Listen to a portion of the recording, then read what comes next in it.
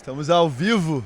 Pedrão, tamo junto, cara. Que honra estar aqui com uma Uma referência. alegria para mim. Pô, cara, tô muito feliz. Você sabe que você é uma pessoa muito especial pra mim, eu te falo, toda a oportunidade que eu tenho. Sou muito grato. Você foi uma das primeiras pessoas que me recebeu quando eu voltei pro Brasil pra me mostrar o que era o mercado, né, de responsabilidade social corporativa, sobre responsabilidade social individual. Cara, muito obrigado por tudo que você faz, a referência que você é, toda a forma que você vem me acolhendo ao longo dos anos. Muito obrigado. Eu que agradeço. Dar uma boa tarde aí para todos. Um prazer estar aqui contigo e dizer para você que, para mim, é um privilégio poder, de alguma forma, contribuir com a tua história, que eu admiro tanto. Pô, obrigado. E a pessoa que você é e demonstra o tempo todo de uma maneira muito verdadeira, muito autêntica, o seu compromisso com a responsabilidade social. Você é um exemplo para mim Que e para isso. todos que estão à tua volta. Pô, obrigado, cara. Vou chorar, vou chorar. É verdade. É, cara, Pedro, é muito engraçado, né? Porque quando eu. Muita gente fala de você, cara, pra mim, assim, muita gente mesmo. Quando eu falo sobre certas coisas que a gente tá desenvolvendo, é, constantemente as pessoas, cara, você conhece o Pedro Werneck? Conhece o Pedro Werneck? Como que você carrega isso em termos de, tipo, ser uma referência mesmo no mercado? Eu sei que às vezes é difícil, eu sei que você é um cara muito humilde, mas você é uma referência no mercado. Como que você carrega isso em termos da responsabilidade, do exemplo que você é para uma nova geração de empreendedores como eu, que olha para você como um exemplo, uma referência? Tais, eu sou muito grato pela oportunidade que eu tive de encontrar um caminho na responsabilidade social para desenvolver a minha história profissional. Eu trabalho há muitos anos, eu tive uma fase longa da minha vida como empresário. Comecei a me envolver na responsabilidade social ainda nesse período, quando eu tinha 30 anos, 31 anos, e comecei então a entender o quanto eu me identificava com esse ambiente, essa esfera da responsabilidade social, onde as pessoas compartilham, dividem seus propósitos e buscam em conjunto as soluções. E tive a felicidade de encontrar um espaço para trabalhar profissionalmente nisso há 16 anos, que eu só trabalho no Instituto da Criança. E no Instituto da Criança, mais uma vez, tive o privilégio de conseguir encontrar caminhos com o apoio de inúmeras pessoas que nos deram suporte para transformar o Instituto numa gestora social, apta a oferecer para pessoas físicas e empresas a resposta que elas buscam para ter um papel na responsabilidade social. Então, dessa forma, eu vivencio aquilo que eu aprendi no Instituto, que o ato de doar é um ato inverso. A gente oferece, parece que a gente está só dando, mas a gente está recebendo. E esse receber é essa satisfação de poder servir, de ser útil para que outras pessoas possam, de alguma forma, encontrar caminhos para ter uma história de vida mais digna, mais qualificada. Então, E esse tema é muito importante, né? Eu acho que é a potência da solidariedade, né? A potência das boas ações. É engraçado porque eu já recebi certas críticas no sentido, pô, mas a pessoa tem que fazer o bem para fazer o bem, não para ganhar algo em troca, né? Porque nossa proposta é a gente recompensa boas ações com karma para poder trocar por benefícios. Mas eu sempre falo, cara, 99% das pessoas hoje não entendem a potência da solidariedade.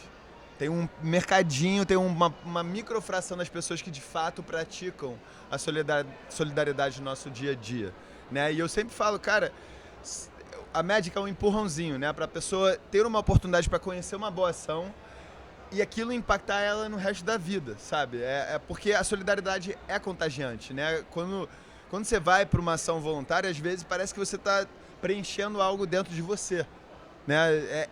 O que foi essa experiência para você? Você teve algum virada de chave, alguma experiência que você viu, alguma ação voluntária que você foi, que tocou o teu coração nesse sentido? Como é que foi isso? eu, desde muito pequeno, eu sempre tive uma atração muito grande em procurar solucionar as questões que outras pessoas estavam tendo dificuldade. Essa sempre foi uma atração. Pequeno, criança, eu me lembro de momentos em que eu via pessoas, crianças, situações em que eu poderia fazer alguma coisa e eu me movia para isso. Desde muito cedo, não tenho um fato que possa dizer que foi a partir dali. Sempre foi muito presente essa questão da empatia pela dor do outro, que a gente entende hoje como a chamada compaixão. Você vivenciar a experiência que o outro está passando e, de alguma forma, se sensibilizar. E essa sensibilização te motiva a fazer algo. Esse fazer, no meu entender, é o gesto solidário.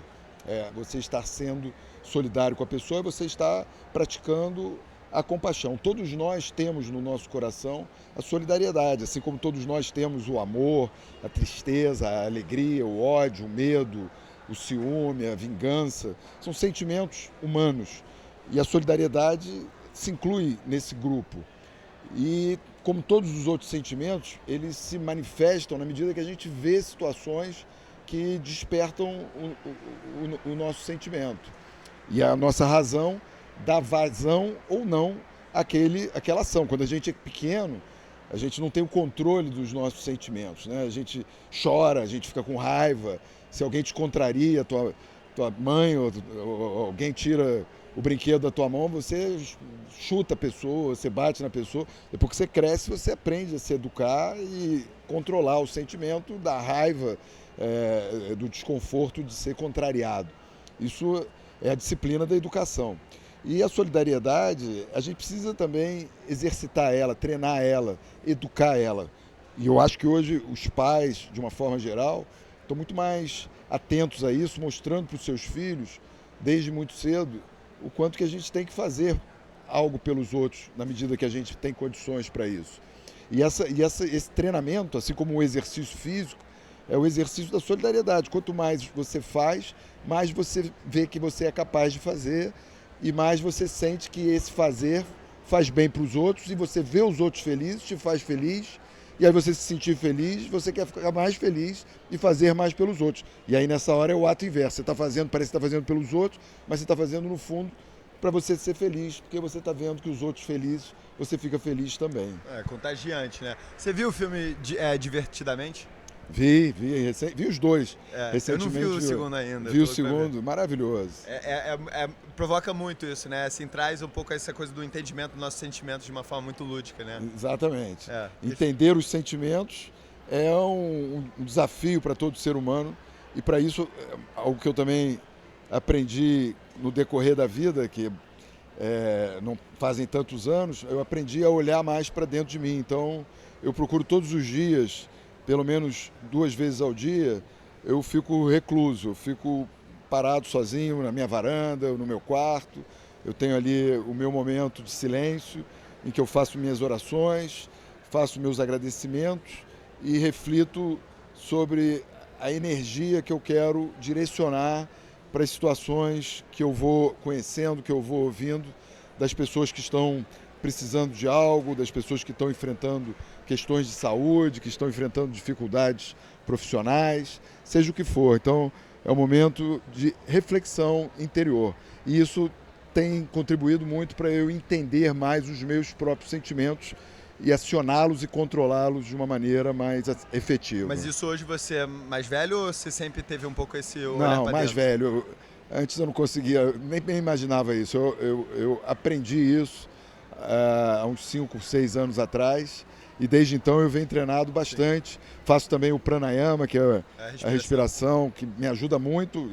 Faço diariamente e, por consequência disso, aprendi nos meus momentos em que eu estou mais emocionado, que eu estou mais acelerado, o momento que eu vou fazer uma palestra, que eu vou falar, que eu vou estar numa situação que eu preciso ter uma concentração maior, eu procuro antes fazer a minha respiração e depois também, para equilibrar a minha circulação, ativar o meu coração, deixar ele mais equilibrado possível. A palavra equilíbrio, né, que eu aprendi muito no jiu-jitsu.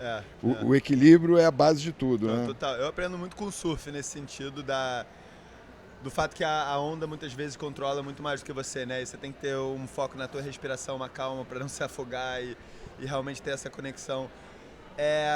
Cara, e realmente, assim, eu confesso que eu tô num certo processo de meditação, Cara, porque eu não sei se é isso pra você, mas pra mim, eu procuro realmente mergulhar dentro das pessoas que a gente está impactando, os projetos que a gente está acolhendo.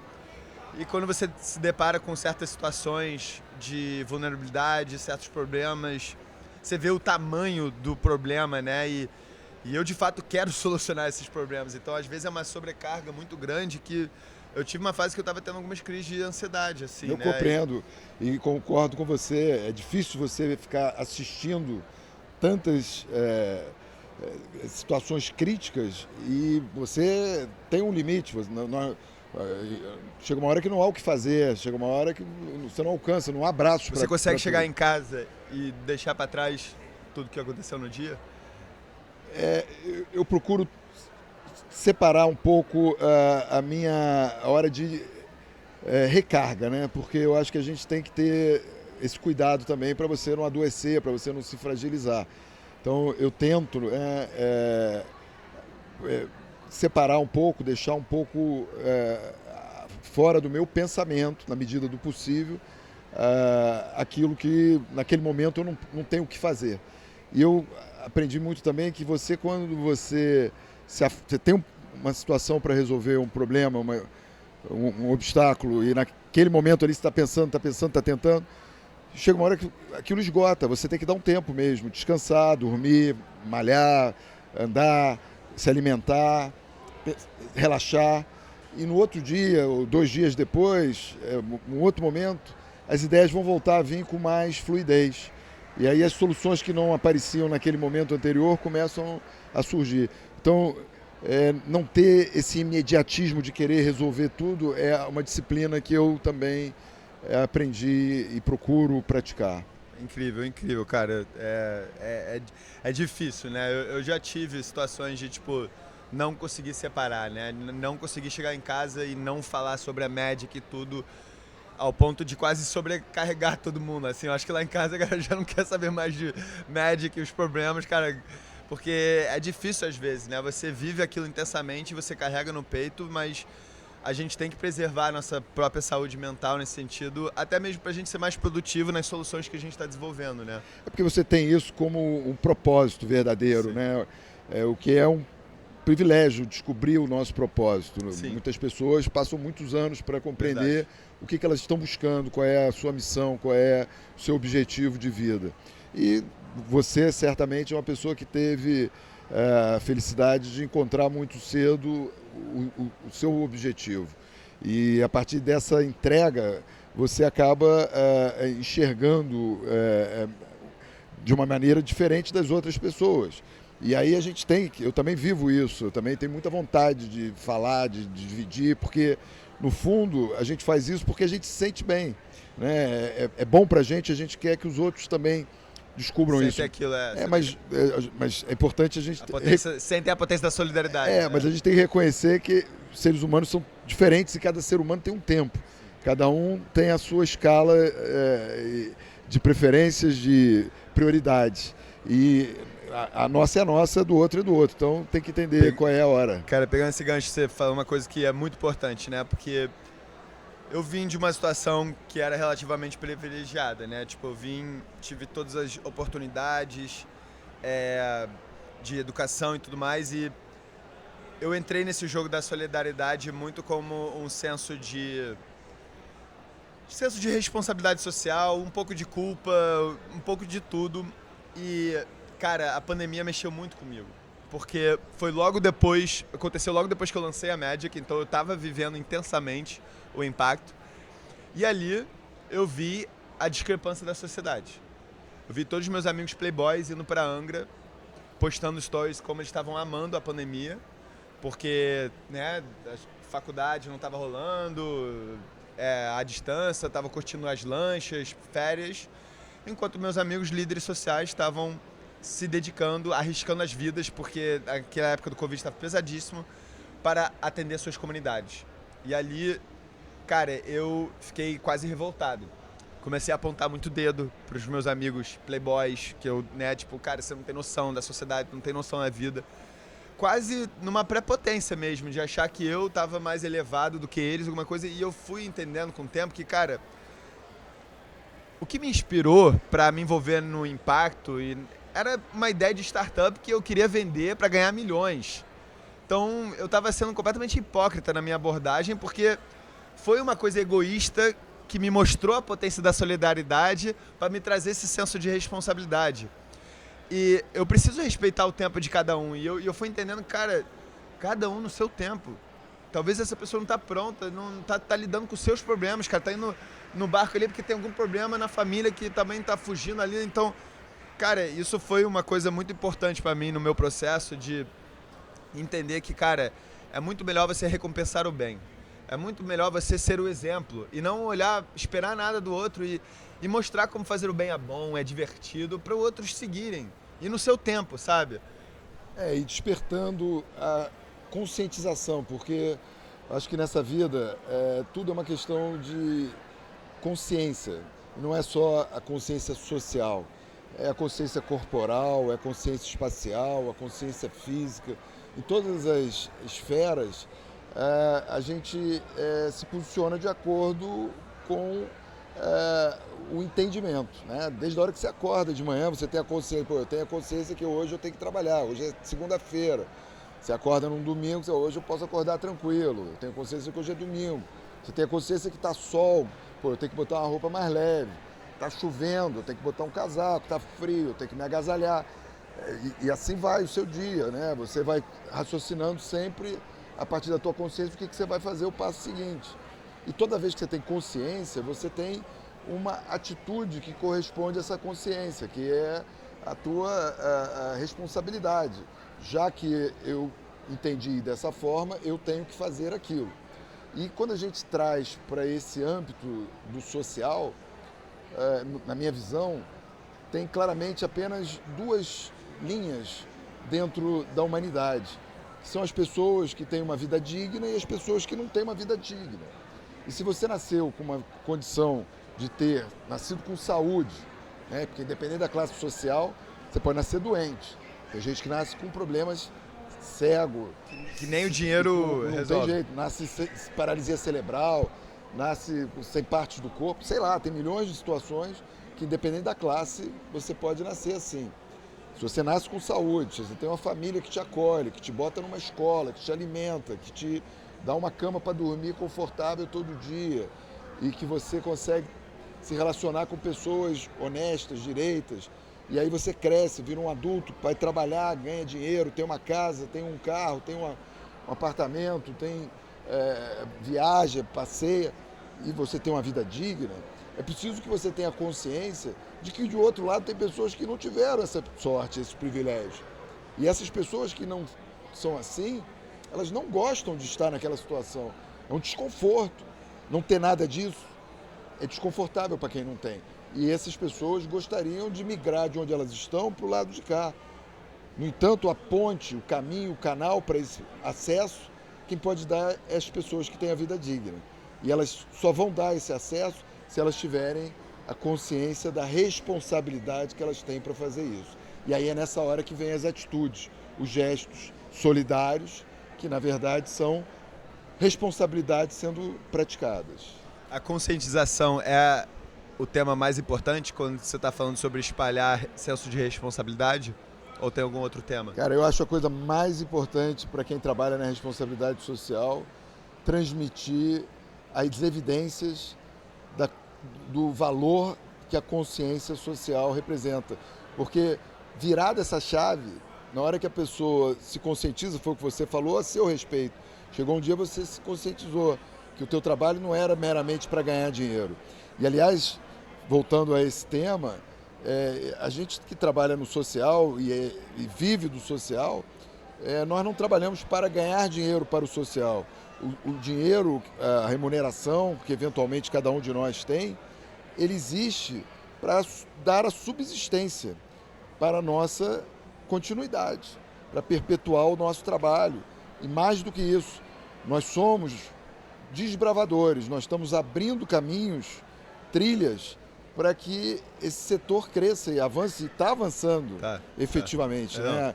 A agenda ESG comprova isso. Sim. Hoje tem uma porção de gente que trabalha exclusivamente na responsabilidade social. As empresas criaram áreas para sustentabilidade, para responsabilidade social corporativa, com o objetivo delas terem de forma estruturada isso, como anos atrás criaram as áreas de comunicação e marketing. As empresas não tinham marketing há 30, 40 anos atrás, 50 anos atrás, nem pensar. Passaram a ter por quê? Porque viram que isso trazia valor para a empresa. E passaram a entender que há um ganho econômico quando elas têm uma boa divulgação da sua marca. E a responsabilidade social também traz um ganho econômico, que não é monetizado em venda direta, mas é monetizado na atração de talentos para a sua empresa, na retenção desses talentos, na atração dos clientes que gostam de trabalhar de contratar serviços ou comprar produtos de uma empresa que tem a responsabilidade social. Mas é difícil mapear esses KPIs, né? E mensurar essa correlação entre métricas de impacto e esses KPIs de negócio. É difícil, mas as evidências estão sendo muito claras à medida em que os resultados estão surgindo naturalmente. Quando você consegue ter um bom ambiente provocado pela prática, por exemplo, do voluntariado, onde o grupo de trabalho se reúne para construir uma solução social, essa produtividade traz um rendimento maior do trabalho daquele grupo, que vai refletir em inovações, em resultados, Perfeito. Em uma dedicação maior, em um colaborativismo maior entre o grupo de jovens profissionais que estão ali trabalhando. Perfeito. E esse resultado vai trazer ganhos financeiros para a empresa. Perfeito. Aí a empresa percebe isso e fica feliz. Aí eu não sei até que ponto que a gente já trocou essa ideia, né, em termos da evolução da Magic, mas eu quero que você saiba que a gente está indo muito num caminho de inteligência de dados. Hoje a gente está com uma base de dados que fortalece a correlação entre investimento, métricas de impacto e retorno, seja de alcance de marca ou de vendas, né? Tudo isso é muito importante. Métrica e retorno é tudo que as empresas querem, que as pessoas buscam e é fundamental para dimensionar o verdadeiro impacto, o verdadeiro resultado. Eu li uma matéria no Harvard Business Review que abriu muito minha visão, que explicou o impacto como 2 etapas essenciais. Mapeamento da solução sistêmica daquele problema e quanto custa aquela solução. Então vamos olhar para a fome. A fome, dá para resolver a fome. Se a gente estruturar uma rota aí para combater todas as comunidades, distribuir cesta básica para todas as comunidades com insegurança alimentar, a gente combate a fome no Brasil, vamos olhar. Mas, cara, hoje a gente não tem um entendimento sobre como viabilizar isso financeiramente. A gente não conseguiu mostrar para uma empresa, olha, investe esse dinheiro que a gente vai gerar esse impacto, que você vai ter esse retorno financeiro. E na minha visão, na visão da Magic, eu acho que essa é a grande dor do SG. É entendimento sobre o valor econômico do investimento em impacto. E isso a gente quer contribuir muito para esse diálogo. A nossa moeda é estruturada nessa tese de você... É óbvio que na superfície, para a pessoa física, a gente é gamificação de boas ações. Faz o bem, você vai trocar o bem por benefícios irados. Para a empresa, é muito mais sobre inteligência de dados, planejamento estratégico, para que suas estratégias de impacto sejam gamificadas de uma forma para você oferecer benefícios para fortalecer o seu modelo de negócio. Para, com essa inteligência de dados, você conseguir um novo ciclo de impacto com um planejamento estratégico mais efetivo. Aí, enfim, eu estou curioso para saber o que você acha sobre esse direcionamento. Não, eu estou super alinhado com passo a passo do que você trouxe aqui. Tudo isso vai muito de encontro com a nossa visão. Exato. Como gestores. Exato. Porque, na essência, tudo que você está apontando aqui, na minha opinião, passa pela boa gestão. Perfeito. Você traz aqui KPIs e passos que são fundamentais para que os resultados sejam percebidos, evidenciados, apurados e que sirvam de estímulos para que as pessoas possam investir mais e buscar ampliar os seus esforços. Eu acho que isso é um gancho perfeito, então a gente falou muito sobre tudo é a gestão. A pessoa física, né? E aí agora eu quero transacionar para a pessoa jurídica, porque eu queria que você explicasse um pouco mais esse trabalho que o Instituto faz, né? Porque eu falo isso e eu sou muito grato a você nesse sentido, porque bem ou mal a gente está surfando uma onda que você vem pavimentando há anos, né? Que é mostrar para as empresas o valor do impacto, né? Hoje é a ESG, já foi CSR, né? Responsabilidade Social Corporativa, já teve vários termos jogados para lá e para cá. Triple bottom line. Então, cara, me fala, você de fato é pioneiro em termos de mostrar para as empresas a importância de investir no impacto.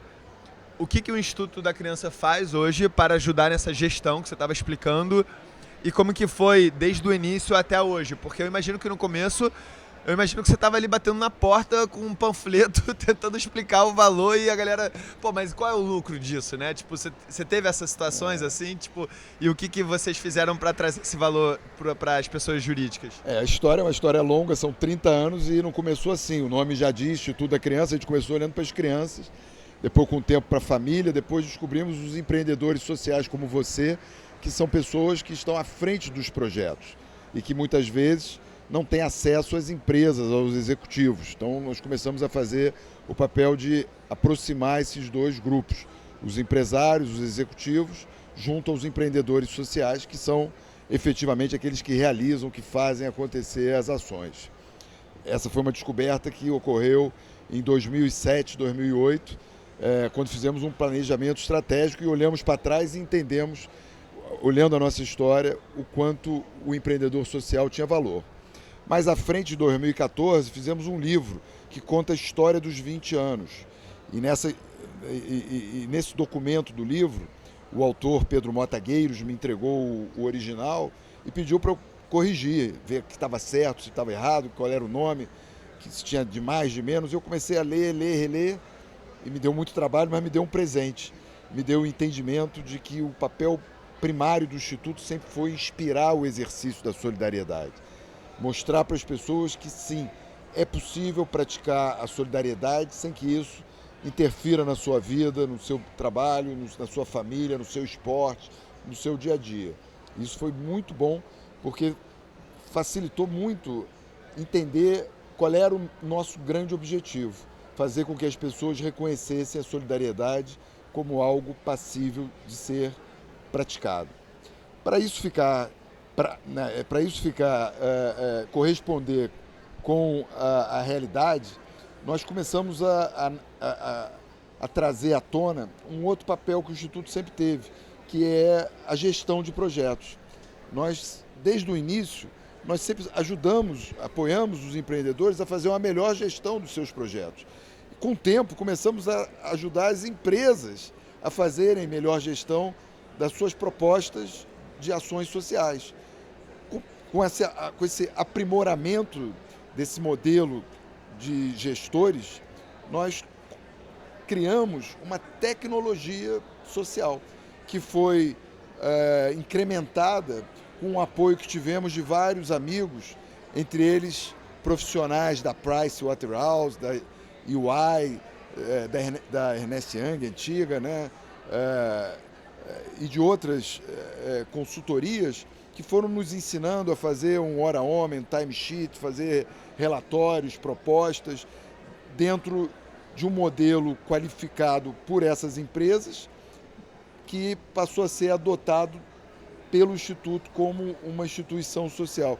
Então, esse misto, né, essa conjunção que a gente conseguiu adotar, trouxe para o Instituto um modelo de negócio muito interessante e muito inovador, que eu até então nunca vi, não foi inspirado em alguém, foi algo criado realmente, naturalmente, incipiente pela vivência. O dia a dia nos permitiu qualificar o Instituto como consultores sociais. Nós criamos uma marca, que é a Consolida Soluções Sociais, e através da Consolida nós assessoramos empresas como o Banco do Brasil, a Petrobras, que hoje é um parceiro nosso, a XP, a Redditor, a Brookfield, L'Oréal, Brasilcap, XP, Ambev, Grupo Aliança, Grupo Allos hoje em dia, né, que mudou de nome, e uma porção de outras empresas que querem praticar responsabilidade social, mas que precisam de um suporte mais técnico, operacional. Então a gente ajuda as empresas a customizar projetos, fazer relacionamento com comunidades, fazer diagnósticos sociais, aplicar leis de incentivo de uma forma estruturada, inteligente, a fazer customização de projetos e uma série de outras atividades que favorecem muito o desenvolvimento e a aceleração desse processo para as empresas. É muito interessante quando você está falando assim, eu conheço muita gente que empreende no âmbito social, que começou no B2C e por uma questão de sobrevivência migrou para o B2B. Com você foi um pouco isso? Foi tipo, cara, o B2C não estava mais sustentável, escalável, e o B2B ali você encontrou uma forma de fato viabilizar todos os seus sonhos de impacto? No fundo, aí eu acho que tem uma mistura, né, de identidades da minha própria natureza, porque eu sempre gostei de empreender. Eu sempre tive um espírito de começar as coisas, de montar negócios. Tive uma diversidade grande de negócios na minha vida, na minha curta carreira, digamos, né? Eu estou há 16 anos que eu só faço trabalhar no Instituto, não tenho mais nenhum. Teu irmão também, né? Um empresário Meu irmão também. também sempre foi um porque empresário. Eu sou muito inspirado pelos meus irmãos, então eu imagino que isso também. Sem dúvida. Mas a verdade é que é outro amor também. O Carlos. Obrigado, Carlos. E eu sempre gostei de fazer negócios e sempre gostei de vender, de comercializar. Então eu sempre procurei buscar soluções para vender os produtos. Isso é quase que instintivo, é algo muito fluido. Já criei vários negócios no decorrer da minha vida, e alguns com mais sucesso, outros com menos, mas sempre gostei de fazer negócios. E aí eu acho que esse lado meu e do meu irmão se tornou muito presente no Instituto. O Instituto ele tem características muito corporativas, muito empresariais, embora não tenhamos fins lucrativos. O Instituto é MOCIP, não há fins lucrativos, os resultados são investidos na própria organização para fomentar a sua equipe, fomentar seus projetos, patrocinar seus programas. O recurso é revertido o tempo inteiro para o próprio negócio. Mas a gente está sempre buscando essa lucratividade social. Cara, só pra saber, tá? Eu prometi que a gente ia acabar às 6 horas, já são 6h15. Vamos lá. Peço desculpas, mas o papo tá muito bom. Eu tava aqui dentro e perdi, mas eu queria só concluir com uma coisa que é uma provocação, né? Porque eu juro que eu fico assim, até puto às vezes, quando eu escuto coisas no sentido que o líder social tem que trabalhar pelo amor, não pode receber, porque ele tá fazendo bem, então não pode ter um salário. Aí o cara lá, né, destruindo o meio ambiente, ganhando milhões com a sua mansão.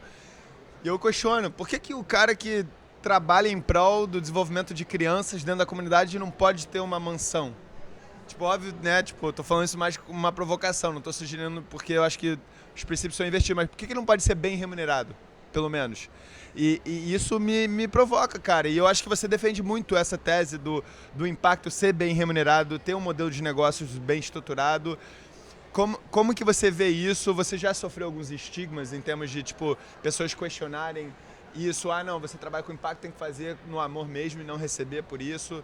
Não, eu já falei e falo frequentemente para as pessoas que se aproximam do Instituto que elas podem ser remuneradas de uma maneira muito satisfatória, mas que elas não vão ficar ricas. Ninguém pode imaginar trabalhar numa ação social para ficar rico para ter uma mansão, não vai ter uma mansão. Aí você vai ter que trabalhar num banco, você vai ter que trabalhar numa financeira, você vai ter que trabalhar, sei lá, em outro setor, porque não é para isso, né? Agora, viver dignamente, com certeza, ter um salário que corresponda à sua responsabilidade. As instituições sociais hoje movimentam milhões. Tem projetos de 30, 40, 50, 100 milhões. Eu conheço instituições que movimentam anualmente 200, 300 milhões. Você não há como ter profissionais por trás dessa gestão qualificados que não recebam um salário que seja condizente com a sua qualificação.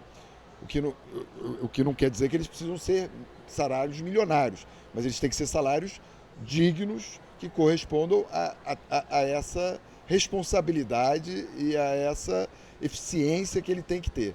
Então nós não podemos fazer essa distorção. Temos que dar às pessoas me distrair aqui. Muitos amigos, muito pode estar aqui no aquário. No aquário aqui. Mas temos que dar você é referência, eu te falei, cara, as pessoas olham pra você, cara. A gente tem que dar para as pessoas essa consciência de entender que para ter pessoas boas, fazendo o bem feito, é preciso ter salários condizentes com o nível profissional que essas pessoas têm. Fato. Mas, com certeza, não concordo em trabalhar pensando em ficar milionário. Sim. Não é para isso. Não é para isso. Não é para isso. Acho que a provocação foi muito mais no sentido que você falou mesmo, no sentido do impacto ter valor econômico na sociedade, da gente remunerar bem nossos profissionais, da gente valorizar mesmo quem está ali trabalhando em prol da sociedade, né? E eu acho também, Taz, que riqueza é muito relativo. Porque a riqueza ela não se mede apenas na riqueza material, financeira e econômica. Essa é finita, essa não